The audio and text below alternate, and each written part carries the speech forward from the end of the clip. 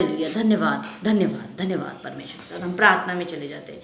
Hallelujah hallelujah. धन्यवाद धन्यवाद धन्यवाद देती परमेश्वर पिता, तेरे चरणों तले आती परमेश्वर पिता।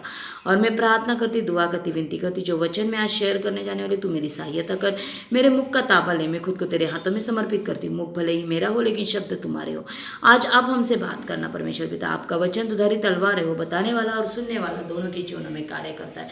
हम दोनों के जीवनों में आपका वचन कार्य करने पाए। आप सहायता करना, मदद करना, हमारे हृदय का खतना करना और उसके ऊपर आपका वचन लिखना, ताकि उस वचन अनुसार चलने फिरने वाले हम बने।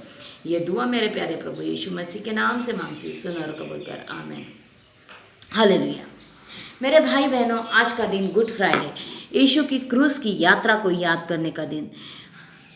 गुड फ्राइडे, क्रिसमस या ईस्टर, इसकी कोई तारीख बाइबल में नहीं है, बल्कि हमने वो निकाली है। गुड फ्राइडे की शुरुआत रोमन कैथोलिक लोगों ने की। वो शुरुआत कैसे हुई है मैं पहले बताना चाहती हूँ। इस दुनिया में अगर धर्म कौन से बड़े हैं तो वो सिर्फ 3 हैं। एक नंबर पे क्रिश्चियन है, दूसरे नंबर पे मुस्लिम है और तीसरे नंबर पे बौद्ध है। मुस्लिम लोगों में 30 दिन के फास्टिंग रखे जाते थे और इस वजह से बहुत से लोगों का उस तरफ खिंचाव हो रहा था। उस खिंचाव रोकने के लिए रोमन कैथोलिक ने गुड फ्राइडे की शुरुआत की, 40 दिन के उपवास की शुरुआत की। 40 दिन के उपवास का और गुड फ्राइडे का कोई संबंध नहीं है, कोई संबंध नहीं है, क्योंकि यीशु ने 40 दिन के उपवास किए। उसके बाद वो पवित्र आत्मा से भर गए और उन्होंने 3.5 साल सेविकाई की और उसके बाद उन्हें क्रूसिफाइड किया गया है। लेकिन जैसे परमेश्वर का वचन कहता है कि जब तक दूल्हा साथ है दुल्हन उपवास नहीं करेगी, लेकिन ऐसा समय आएगा कि दूल्हा उससे लिया जाएगा और दुल्हन उपवास करेगी। इस वचन के अनुसार हम ये उपवास करते हैं और इसका और गुड फ्राइडे का कोई भी संबंध नहीं है।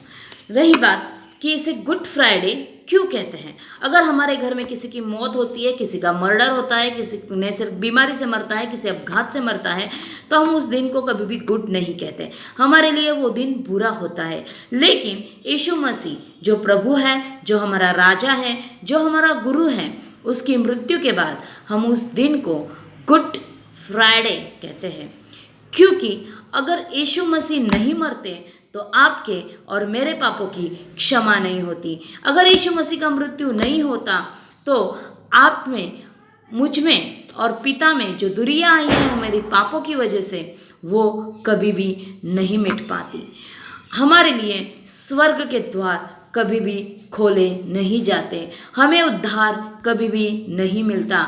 ना नदी में डुबकी मारने से, ना बाल कटवाने से। हमें उद्धार सिर्फ और सिर्फ प्रभु यीशु मसीह के द्वारा ही मिलता है। और ये बाइबल में बताया गया है। रोमियो की पत्री उसका 5वां अध्याय 12वां वचन, जिसके ऊपर आज मनन करना करेंगे हम लोग।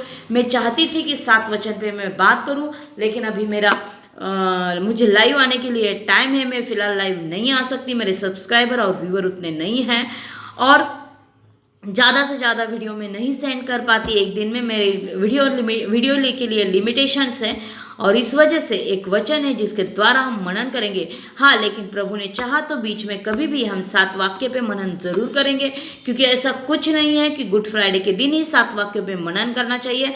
7 वाक्यों के मनन करने के लिए हम वो कभी भी कर सकते हैं, उसका स्टडी हम कभी भी कर सकते हैं। तो अभी हम जो वचन मनन करने जा रहे हैं वो वचन है रोमियो की पत्री उसका 5वां अध्याय 12वां वचन। इसीलिए जैसा एक मनुष्य के द्वारा पाप जगत में आया और पाप के द्वारा मृत्यु आई, और इसी रीति से मृत्यु सब मनुष्यों में फैल गई, क्योंकि सब ने पाप किया। व्यवस्था के दिए जाने तक पाप जगत में तो था, परंतु जहाँ व्यवस्था नहीं वह पाप गिना नहीं जाता था। तो भी आदम से लेके मूसा तक मृत्यु ने उन लोगों पर भी राज्य किया जिन्होंने उस आदम जो उस आने वाले का चिन्ह है कि अपराध के समान पाप ना किया। मेरे भाई बहनों, हम जानते हैं कि आदम के द्वारा इस दुनिया में पाप आया। और उसी के आगे वचन कहता है 18वां, इसीलिए जैसे एक अपराध सब मनुष्य के लिए दंड की आज्ञा का कारण हुआ, वैसा ही एक धर्म का काम भी सब मनुष्य के लिए जीवन के निमित्त धर्मी ठहराया जाने का कारण हुआ। क्योंकि जैसा एक मनुष्य की आज्ञा न मानने से बहुत लोग पापी ठहरे, वैसे ही एक मनुष्य के आज्ञा मानने से बहुत से लोग धर्मी ठहराए गए। मेरे भाई बहनों, हम जानते हैं कि एदेन बाग में आदम ने पाप किया, उसने प्रभु की आज्ञा का उल्लंघन किया। प्रभु ने कहा था कि इसका फल तू मत खाना, और उसने वो फल खाया, प्रभु की आज्ञा तोड़ी, और इस वजह से पाप दुनिया में आया। आदम से शुरू हुआ पाप आज तक इस दुनिया पे राज्य कर रहा है। चाहे कितना भी बड़ा सेवक क्यों ना हो, वो हर एक पाप में डूबा हुआ है, हर एक पापी है, क्योंकि बाइबल का वचन कहता है कि इस दुनिया में कोई भी धर्मी नहीं, एक भी धर्मी नहीं। और इस वचन के अनुसार सब के सब पापी है मेरे भाई बहनों।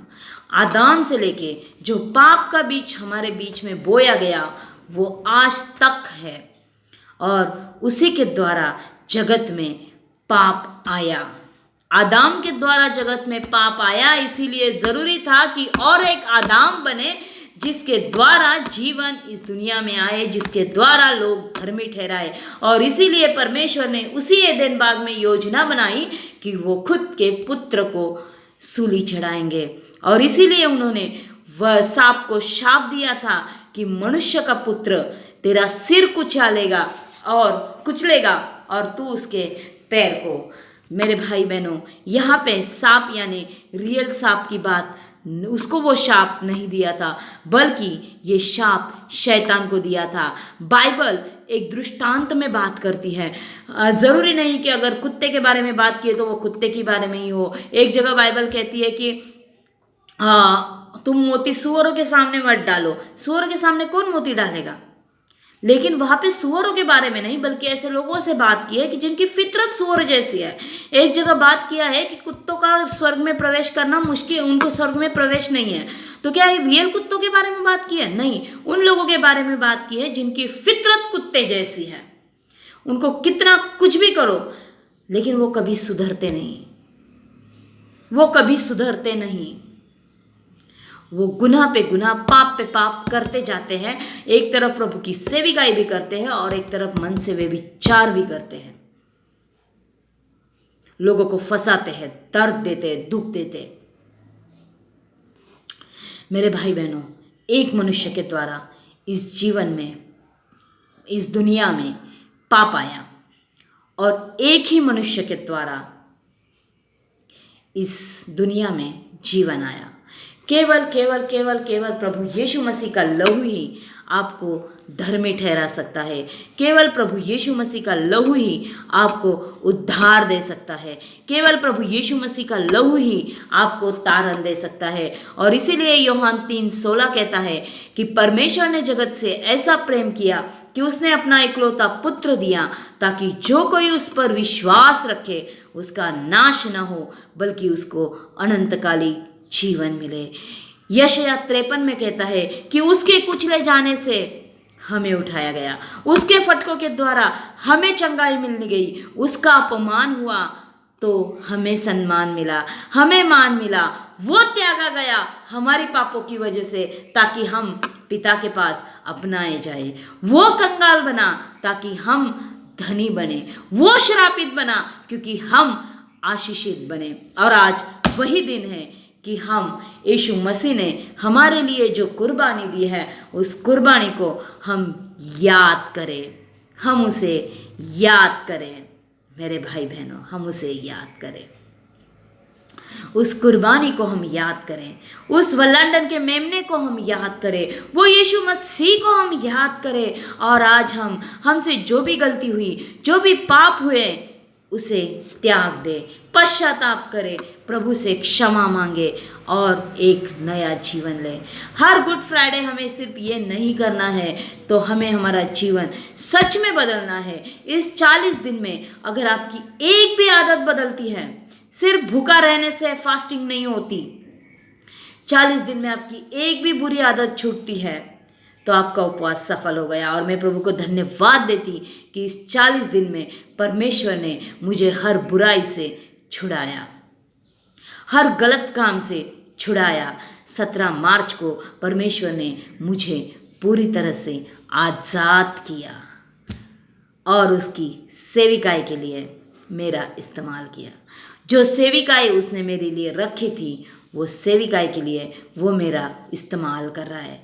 आज मैं कह सकती हूँ कि मैं को जो मुझ में बुराई थी, जिसे मैं बहुत दिनों से छोड़ने की कोशिश कर रही थी, वो छूट गई। जिसके लिए मैं प्रार्थना कर रही थी, दुआ कर रही थी, मैं दूसरों को माफ़ नहीं कर पा रही थी, आज मैं दूसरों को माफ़ कर पाती हूँ।